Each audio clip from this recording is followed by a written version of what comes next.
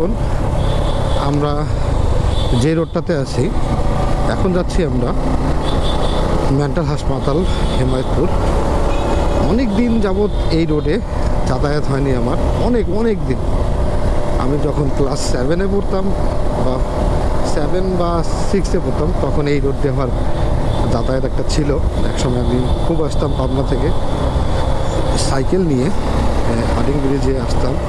তখন তো আর লালন শাহ ছিল না, লালন শাহ পরে হইল।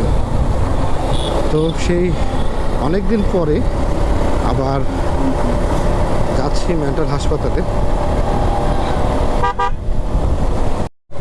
আমরা এখন মেন্টাল হসপিটালের গেট দিয়ে ঢুকতেছিলাম। মোটামুটি একটা ভালো জ্যাম কাটায় চলে আসছি। ভালোই জ্যাম ছিল এই রাস্তাটাতে, সেটা বলার মতো না। তো ফাইনালি আমাদের মিশন এখানেই শেষ, কারণ আমাদের মিশন ছিল মেন্টাল হাসপাতাল পর্যন্ত। সামনে মেন্টাল হাসপাতাল, এখন আমরা যাচ্ছি, ওয়েট করতেছি, কারণ এইখানে সবাই ছবি তুলতেছিল।